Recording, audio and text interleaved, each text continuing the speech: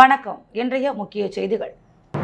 தற்காலிக கவர்னர் மாளிகை கட்டும் பணி 4 மாதங்களாக இழுத்தடிப்பு. விரைந்து முடிக்க அதிகாரிகளுக்கு முதல்வர் ரங்கசாமி உத்தரவு. புதுவையில் உள்ள பல்வேறு கடைகளை உடைத்து திருட்டு வேலையில் ஈடுபட்ட பிரபல கொள்ளையன் கைது.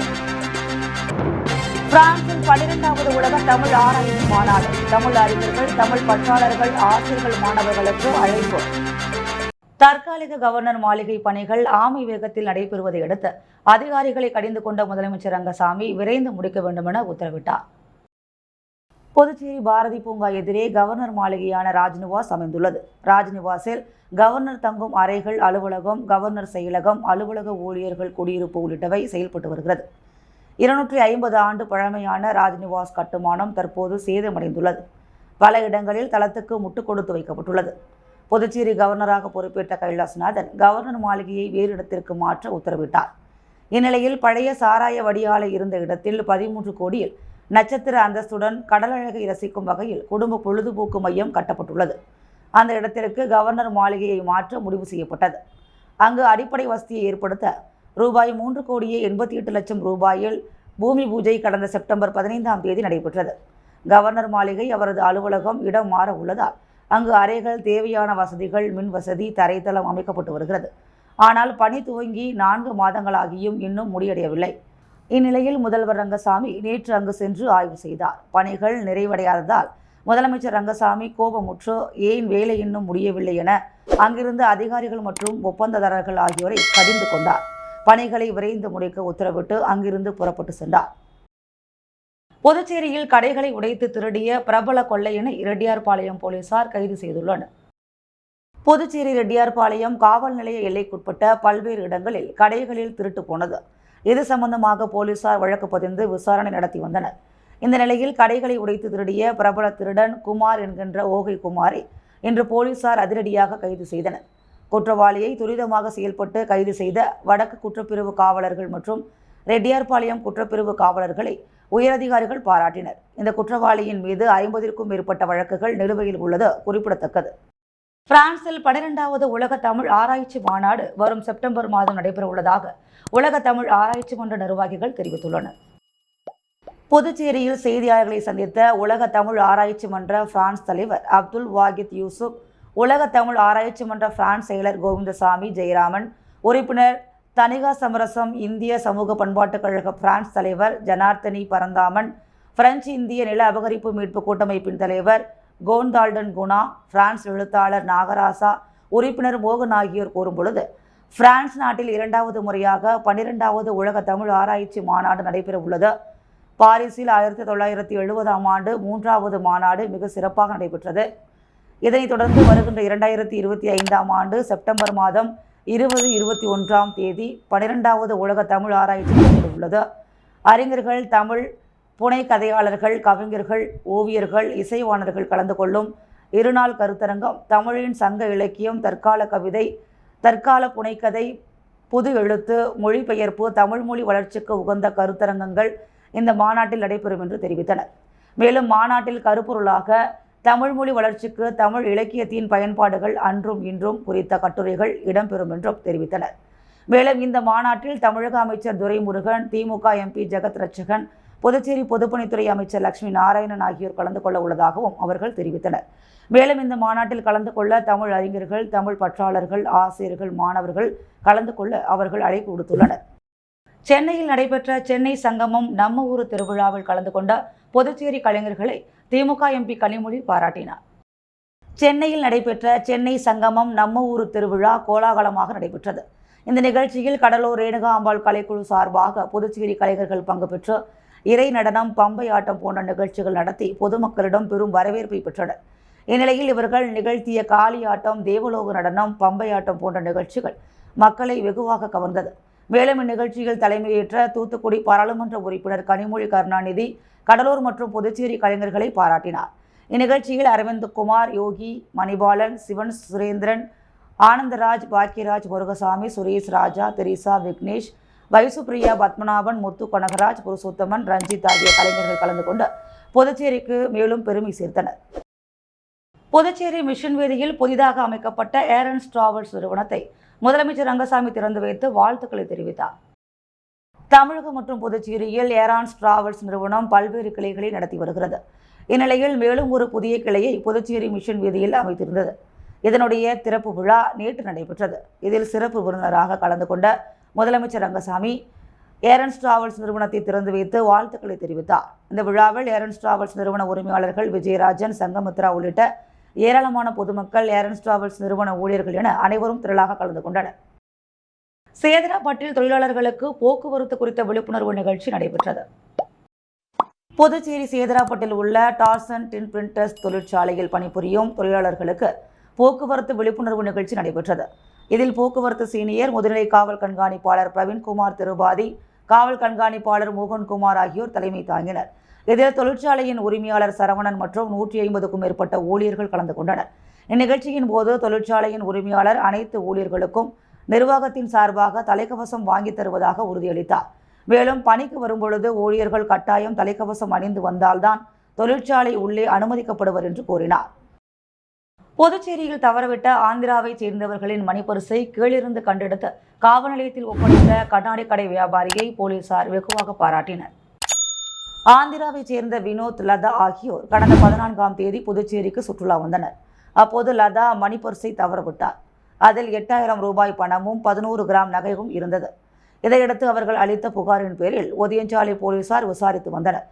இதற்கிடையே ஆம்பூர் சாலை பழைய சட்டக்கல்லூரி வளாகம் அருகே கண்ணாடி விற்பனை கடை நடத்தி வரும் முரளி என்பவர் கடையின் எதிரே கீழே கிடந்த மணிப்பரிசை கண்டெடுத்து ஒதியஞ்சாலை காவல் நிலையத்தில் ஒப்படைத்தார். இதையடுத்து போலீசார் மணிப்பரிசை தவறவிட்ட லதா மற்றும் வினோத் ஆகியோரை காவல் நிலையம் அழைத்து பணம் மற்றும் நகைகளை ஒப்படைத்தார். மேலும் மணிப்பரிசை ஒப்படைத்த முரளிக்கு இன்ஸ்பெக்டர் செந்தில்குமார் மற்றும் போலீசார் சால்வை அணிவித்து பாராட்டினர். மறைந்த தமிழக முன்னாள் முதல்வர் எம்ஜிஆரின் பிறந்த நாளையொட்டி அவரது சிலைக்கு எம்ஜிஆர் பேரவை சார்பில் மாலை அணிவித்து மரியாதை செலுத்தப்பட்டது. முன்னாள் தமிழக முதலமைச்சர் எம்ஜிஆர் நூற்றாண்டு 108 ஆண்டுகள் மக்களின் பொங்கல் கொண்டாட்டம் என்று மக்கள் திலகம் எம்ஜிஆர் பேரவையின் சார்பாக புதுச்சேரி புதிய பேருந்து நிலையத்தில் அமைந்துள்ள எம்ஜிஆர் சிலைக்கு மாலை அணிவித்து மரியாதை செலுத்தப்பட்டது. நிகழ்ச்சியில் பாண்டி பாஸ்கர், தயாளன், முத்துக்குமார், ஆனந்த கிருஷ்ணன், ஆறுமுகம் என்ற பாஸ்கர், பாலாஜி, முனுசாமி, குப்புசாமி, கோபி என்கின்ற சேகர், விஎஸ்ஆர் குணசேகர், ராஜா, ஆனந்தன், பாண்டியன், மணிபாலன், கணேசன், இருசப்பன், கங்காதரன், ராஜா, ரோஸ் உள்ளிட்ட பலர் கலந்து கொண்டு மாலை அணிவித்து மரியாதை செலுத்தினர். புதுச்சேரி கவிஞர் தமிழ்மொழி கல்வி வட்டம், ஈரம் ஃபவுண்டேஷன் மற்றும் அகில இந்திய ஜனநாயக மாணவர் சங்கம் சார்பில் பொங்கல் பண்டிகையை முன்னிட்டு கபடி போட்டி நடைபெற்றது.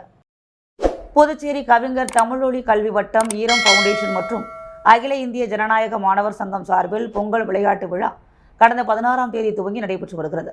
அதன் ஒரு பகுதியாக நேற்று ஃபாத்திமா பள்ளியில் மாணவ மாணவிகளுக்கான கபடி போட்டி நடைபெற்றது. இதில் புதுச்சேரியைச் சேர்ந்த 7 பெண்கள் அணியும் 14 ஆண்கள் அணியும் கலந்து கொண்டன. கபடி போட்டியை வழக்கறிஞர் லெனின்துரை, பேராசிரியர் இளங்கோ, கல்வி வட்ட நிர்வாகிகள் மேகராஜ், ராமமூர்த்தி ஆகியோர் துவக்கி வைத்தனர். போட்டியினை கல்வி வட்ட ஒருங்கிணைப்பாளர்கள் ஜானி, செல்வம் ஆகியோர் வழிநடத்தினர். ஈரம் ஃபவுண்டேஷன் நிறுவனர் ராஜேந்திரன், சாமிப்பிள்ளை தோட்டம் ஊர் தலைவர் பார்த்திபன், திமுக நிர்வாகி பிரபாகரன், வழக்கறிஞர் முரளி ஆகியோர் வாழ்த்தி பேசினர். ஏற்பாடுகளை அகில இந்திய ஜனநாயக மாணவர் சங்கத்தைச் சேர்ந்த அவினாஷ், பிரகதி, ஹரி, ஸ்ரீஹரி மற்றும் நிர்வாகிகள் செய்திருந்தனர். செய்திகள் தொடர்கிறது. புதுச்சேரியில் ஜீவானந்தம் நினைவு தினத்தையொட்டி அவரது சிலைக்கு புதுச்சேரி அரசு சார்பில் மாலை அணிவித்து மரியாதை செலுத்தப்பட்டது. இலக்கிய பேராசான், பொது உடைமைவாதி ஜீவானந்தத்தின் நினைவு தினம் இன்று புதுச்சேரி அரசின் செய்தி மற்றும் விளம்பரத்துறை சார்பில் அனுசரிக்கப்பட்டது. இதனையடுத்து சாரத்தில் உள்ள அவரது சிலைக்கு ஆதி திராவிடர் நலத்துறை அமைச்சர் சாய்ஜி சரவணகுமார், துணை சபாநாயகர் ராஜவேலு, சட்டமன்ற உறுப்பினர் பாஸ்கர் ஆகியோர் மாலை அணிவித்து மரியாதை செலுத்தினர். தொடர்ந்து இந்திய கம்யூனிஸ்ட் கட்சி சார்பில் மாநில செயலாளர் ஸ்டாலின், முன்னாள் அமைச்சர் விஸ்வநாதன், முன்னாள் சட்டமன்ற உறுப்பினர் நாரா கலைநாதன் ஆகியோர் ஜீவானந்தம் சிலைக்கு மாலை அணிவித்து மரியாதை செலுத்தினர். மேலும் ஜீவானந்தத்தின் நினைவு நாளையொட்டி அவரது சிலைக்கு திராவிடர் கழகம் சார்பில் மாலை அணிவித்து மரியாதை செலுத்தப்பட்டது. நிகழ்ச்சியில் திராவிடர் கழக மாவட்ட தலைவர் அன்பரசன், காப்பாளர் ராசு, துணைத் தலைவர் குப்புசாமி, நகராட்சி பொறுப்பாளர்கள் கிருஷ்ணசாமி, ஆறுமுகம், துளசிராமன், களஞ்சியம், வெங்கடேசன், ஆதி நாராயணன், விடுதலை வாசகர் வட்ட செயலாளர் சிவராசன், ஊடகவியலாளர் ஆதி நாராயணன், திருநாவுக்கரசு, பன்னீர்செல்வம் உட்பட பலர் கலந்து கொண்டனர். லெமன் நறுமண மிளகை புதுச்சேரியைச் சேர்ந்த இளம் விஞ்ஞானி ஸ்ரீலட்சுமி கண்டுபிடித்து அசத்தியுள்ளார். சட்டப்பேரவையில் சபாநாயகர் செல்வம் புதிய கண்டுபிடிப்பை வெளியிட்டு பாராட்டினார். புதுச்சேரி கூடப்பாக்கத்தைச் சேர்ந்த வெங்கடபதி ஆராய்ச்சியின் மூலம் கனகாம்பரம் பூவில் பல 100 வகையான செடிகளை உருவாக்கி சாதனை படைத்தவர். இந்திய அரசு இவருக்கு பத்மஸ்ரீ விருது வழங்கி கௌரவித்தது. இவரது மகள் ஸ்ரீலட்சுமி வயது 32, MBA பட்டதாரி. ஸ்ரீலட்சுமி தந்தையுடன் சேர்ந்து விவசாயத்தில் பல ஆராய்ச்சிகளை மேற்கொண்டு வருகிறார். ஏற்கனவே ஆரஞ்சு, சாக்லேட், நாவல், பன்னீர் சுவை கொண்ட கொய்யா செடிகளை உருவாக்கியுள்ளார். தற்போது லெமன் சுவையில் நறுமண மிளகை புதிதாக உருவாக்கி அசத்தியுள்ளார். இதுகுறித்து விஞ்ஞானி ஸ்ரீலட்சுமி கூறும் பொழுது, விவசாயத்தில் புதிய தொழில்முறைகளை கண்டுபிடிக்க வேண்டும் என்பதே என்னுடைய ஆசை. அதன் அடிப்படையில் ஏற்கனவே நான் குறுகிய காலத்தில் விளைச்சல் தரக்கூடிய மிளகு இனத்தை கண்டுபிடித்தேன். அதே போன்று 15 அடியில் விளைச்சல் தரக்கூடிய புதிய மிளகு இனத்தை கண்டுபிடித்துள்ளேன். இதனுடைய காய்கள், இலைகளை சுவைத்தால் லெமன் நறுமணம் வரும். காரமும் சாதாரண மிளகு இனத்தை காட்டிலும் தூக்கலாக இருக்கும். சூரிய கதிர்வீச்சினால் மாற்றம் செய்யப்பட்டு இதனை கண்டுபிடித்துள்ளேன் என்று அவர் தெரிவித்தார். புதுச்சேரி மாநில டாக்டர் அம்பேத்கர் மறுமலர்ச்சி கழகம் மற்றும் பொதுமக்கள் மனித உரிமைகள் கழகம் இணைந்த பொங்கல் திருநாளை முன்னிட்டு நடத்திய பல்வேறு நிகழ்ச்சிகளில் வெற்றி பெற்றவர்களுக்கு பரிசுகள் வழங்கப்பட்டது. புதுச்சேரி மாநில டாக்டர் அம்பேத்கர் மறுமலர்ச்சி கழகம் மற்றும் பொதுமக்கள் மனித உரிமைகள் கழகம் இணைந்து பொங்கல் திருநாளை முன்னிட்டு பல்வேறு நிகழ்ச்சிகளை நடத்தி வெற்றி பெற்றவர்களுக்கு பரிசுகள் வழங்கும் விழா உருளையன்பேட்டை புதிய பேருந்து நிலையம் எதிரில் உள்ள சரஸ்வதி கலைக்கூடத்தில் நடைபெற்றது. விழாவில் டாக்டர் அம்பேத்கர் மறுமலர்ச்சி கழக பொதுமக்கள் மனித உரிமை கழகத்தின் மாநில தலைவர் ராஜசேகர் தலைமை தாங்க மாநில துணைத் தலைவர் சுந்தரராஜன் வரவேற்புரையாற்றினார். மாநில நகர தலைவர் சமணஸ்நாதன், பொதுமக்கள் மனித உரிமை கழகத்தின் நகர செயலாளர் ஜோசப் ஆகியோர் முன்னிலை வகித்தனர். இந்த விழாவில் சிறப்பு அழைப்பாளராக பொதுமக்கள் மனித உரிமை கழகத்தின் கௌரவ தலைவரும் பல் மருத்துவமனை சுமன் அகில இந்திய மக்கள் கழகத்தின் தலைவர் பாவாடை ராஜா ஆகியோர் கலந்து கொண்டு வெற்றி பெற்றவர்களுக்கு பரிசுகளை வழங்கி பாராட்டினர். இவ்விழாவில் உசுடு தொகுதி கிளை கழக தலைவர் சேகர், தட்டாஞ்சாவடி தொகுதி தலைவர் சுப்பிரமணியன், வியாபாரிகள் பிரிவு தலைவர் இளங்கோ பாண்டியன், நெல்லித்தோப்பு தொகுதி கிளை தலைவர் ஐரின், முத்தமிழ் நகர் கிளை செயலாளர் கிருஷ்ணன், லாஸ்பேட்டை தொகுதி தலைவர் அங்கப்பன், அபிஷேகப்பாக்கம் கிளை தலைவர் ராமதாஸ் உள்ளிட்டோர் கலந்து கொண்டு வாழ்த்துரை வழங்கினர். முடிவில் மாநில பொதுச் செயலாளர் வைத்திலிங்கம் நன்றி உரையாற்றினார். காந்தி வீதி ஸ்ரீ வாசவி கன்னிகா பரமேஸ்வரி ஆலயத்தில் ஸ்ரீ விஜய மகாலட்சுமி பூஜை நடைபெற்றது. தை முதல் வெள்ளியை முன்னிட்டு புதுவை காந்தி வீதியில் அமைந்துள்ள ஸ்ரீ வாசவி கன்னிகா பரமேஸ்வரி கோவிலில் ஸ்ரீ விஜய மகாலட்சுமி பூஜை மிக சிறப்பாக கொண்டாடப்பட்டது. பாண்டிச்சேரி மகிழா சங்கம் சார்பாக நடைபெற்ற நிகழ்ச்சியில் மகிழா சங்க தலைவி சத்யா, ரமேஷ் பாபு, செயலாளர் இந்திராணி, பொருளாளர் பாக்கியலட்சுமி மற்றும் கமிட்டி உறுப்பினர்கள் முன்னிலையில் சிறப்பாக கொண்டாடப்பட்டது. நிகழ்ச்சியில் பக்தர்கள் பலர் கலந்து கொண்டு அம்மனின் அருளை பெற்றனர். பின்பு இறுதியாக பக்தர்கள் அனைவருக்கும் அன்னதானம் வழங்கப்பட்டது. எம்ஜிஆரின் பிறந்தநாளையொட்டி புதுச்சேரி தவளக்குப்பம் 4 முனை சந்திப்பில் அதிமுக மாநில துணை செயலாளர் குமுதன் தலைமையில் எம்ஜிஆர் படத்திற்கு மலர் தூவி மரியாதை செலுத்தப்பட்டு 200க்கும் மேற்பட்ட பொதுமக்களுக்கு அன்னதானம் வழங்கப்பட்டது. மறைந்த தமிழக முன்னாள் முதலமைச்சர் எம்ஜிஆரின் 108வது பிறந்தநாள் விழா புதுச்சேரி அதிமுக சார்பில் மாநிலம் முழுவதும் சிறப்பாக கொண்டாடப்பட்டது. அதன் ஒரு பகுதியாக மணவெளி தொகுதி அதிமுக சார்பில் தவளக்குப்பம் 4 முனை சந்திப்பில் எம்ஜிஆர் பிறந்தநாள் விழா அதிமுக மாநில துணை செயலாளர் குமுதன் தலைமையில் கொண்டாடப்பட்டது. அங்கு அலங்கரித்து வைக்கப்பட்டிருந்த எம்ஜிஆரின் திருவுருவப் படத்திற்கு அதிமுக மாநில துணை செயலாளர் குமுதன் தலைமையில் மலர் தூவி மரியாதை செலுத்தப்பட்டது. தொடர்ந்து சுமார் 200க்கும் மேற்பட்ட பொதுமக்களுக்கு அன்னதானம் வழங்கப்பட்டன. இதில் அதிமுக மாநில மற்றும் தொகுதி நிர்வாகிகள், தொண்டர்கள் பலர் கலந்து கொண்டனர். புதுவையில் தங்கம் மற்றும் வெள்ளி விலை நிலவரம். முத்து கோல்ட் ஹவுஸ் வழங்கும் தங்கம் மற்றும் வெள்ளி விலை நிலவரம். தங்கம் 1 கிராம் 7435 ரூபாய். வெள்ளி 1 கிராம் 101 ரூபாய். மீண்டும் இன்றைய முக்கிய செய்திகள். தற்காலிக கவர்னர் மாளிகை கட்டும் பணி 4 மாதங்களாக இழுத்தடிப்பு. விரைந்து முடிக்க அதிகாரிகளுக்கு முதல்வர் ரங்கசாமி உத்தரவு.